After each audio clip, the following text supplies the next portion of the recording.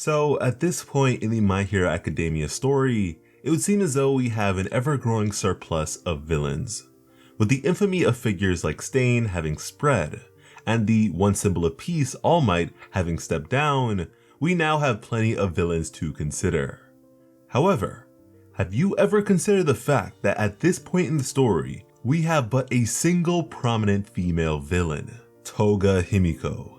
A bit strange considering how many girls are in Class 1A alone, but maybe Horikoshi just wanted her to be the center of attention, with no rivals to challenge her villainous spotlight. Whatever the case, Toga is a character who's been with the League of Villains since what I consider to be the group's true beginning. With the ideals of Stain acting as a sort of call to action for her and many others, she quickly proved herself to be an invaluable asset to Shigaraki's plans. She is essentially the villainous embodiment of the phrase, "Don't let that pretty face fool you." And with that nearly vampiric quirk of hers, it's almost as if she was born to spread fear throughout society, effectively making it a bit difficult to imagine her on the other side of the spectrum. But with this video, we'll of course be doing just that, exploring what Toga Himiko would have been like as a hero.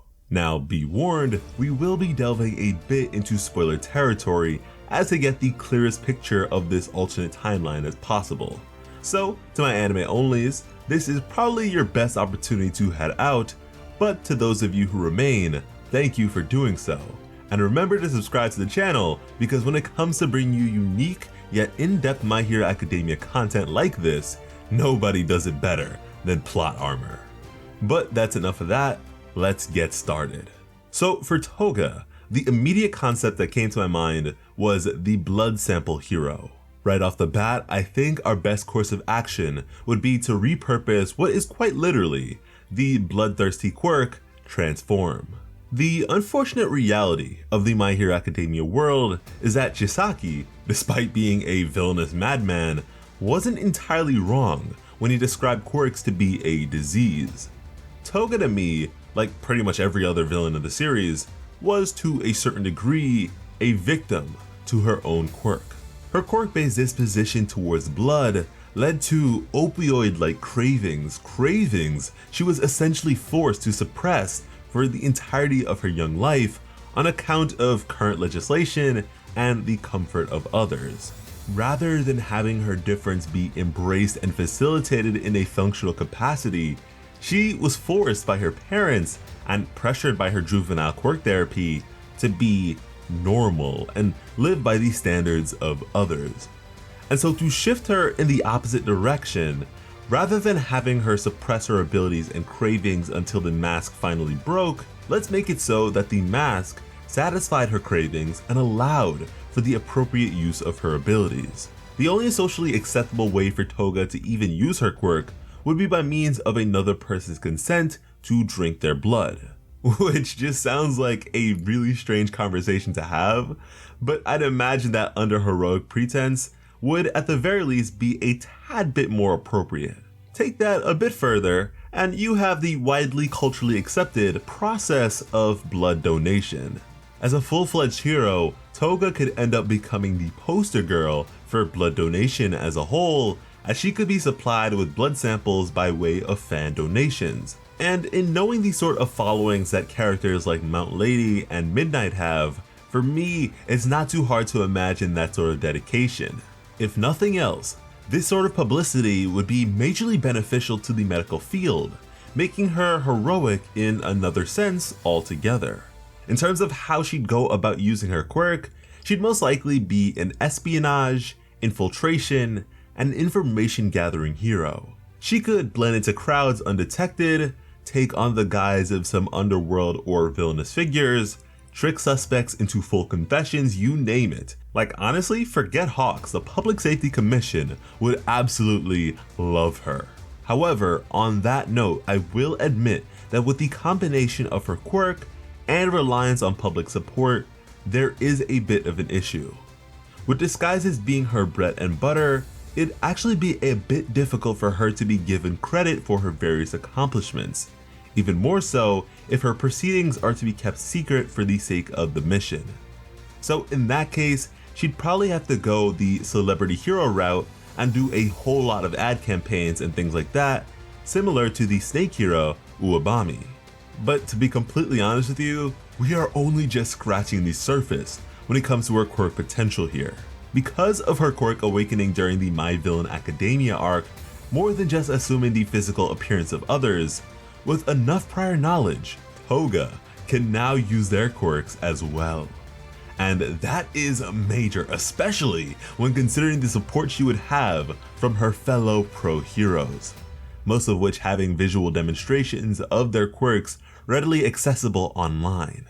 It'd be as simple as research, observe, and apply, and she'd be able to become a one-woman army. An incredible heroic multi-tool that would put the likes of Monoma to shame. And because she can now switch appearances on the fly without needing to revert to her true form, she could perform combo level super moves all by her lonesome. And with that, she'd not only have the support of fans, but also her fellow pro heroes, who'd by extension benefit in terms of publicity as well, without having even done anything besides provide her with a sample of their blood.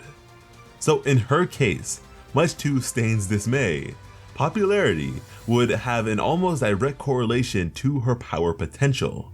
A virtually endless supply of blood would be at her disposal. Another application of her quirk I have considered that arguably bridges the gap between this series and our Quirk Evolution series would be the use of non-human blood. As far as we have seen, there is no stipulation in place to discourage such a notion. In fact, her instinctual attraction to the blood of a wounded bird points towards such a possibility. With the advent of quirks, the complexity of the human genome has reached an all-time high, so I don't see why not. And with that sort of potential, you're looking at a combination of Robin's intellect and combative prowess and Beast Boy's animal-based shapeshifting. Yeah, forget ever truly tracking her down, or ever keeping her bound if you manage to even do so. Now, as we briefly touched upon, beyond her quirk, Toga is also a rather exceptional acrobat. The simple fact that she was able to outmaneuver the likes of Eraserhead should speak for itself. So then applying that skill set of hers onto the bodies of others could yield some incredible results. Now, in regards to her equipment, my first thought was that there would be no way she'd be allowed to keep her knives, as the depiction doesn't exactly scream heroism. But thinking about it a bit further, Snipe literally walks around with a gun, so I don't see why she couldn't cut a bitch. Right now, Toga is not only the only prominent female villain in the series, but also the youngest commander of the Paranormal Liberation Front. The fact that she is this damn capable at such a young age with no formal training is astounding, to the point where I'd have to label her a prodigy, and I'd imagine Yue would do the same were she to have gone there.